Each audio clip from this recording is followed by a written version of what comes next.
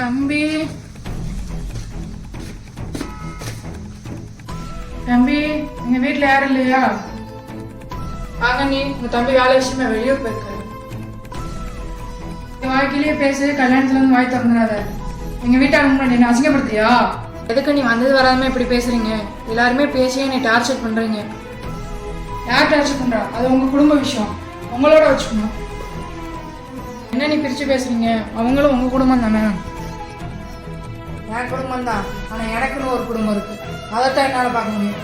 உங்க பஞ்சாயத்துக்கெல்லாம் என்னால வர முடியாது. உங்க தம்பிக்கிட்ட பேச்சு வாங்குறது பத்தாது, நீங்களும் சண்டை போட வந்திருக்கீங்களா? ஆமா, கல்யாணத்துல வந்து எங்க வீட்டாளுக்கு முன்னாடி வந்து அசிங்கப்படுத்திட்டு நீ வந்து சண்டை போடுற நான் வந்து பேசிட்டு இருக்க. நீ கல்யாணத்துக்கு வரதுக்குலாம் எனக்கு விருப்பம் இல்லை. உங்க தம்பி போக சொன்னாரு, அதான் வந்தேன். போக சொன்னால கல்யாணத்துக்கு வந்தேல, அங்க வந்து யதார்த்தமா பேசிருக்க வேண்டியதானே? இங்க நடிக்கிறேல, அங்க வந்து நடிக்க வேண்டியதானே? உங்க தம்பிக்கு வர வரையும் நீ பிடிக்கல, உங்க அம்மாவுக்கு நீ பிடிக்காது, எங்களையும் என்ன நீ இப்படி பேசுறீங்க?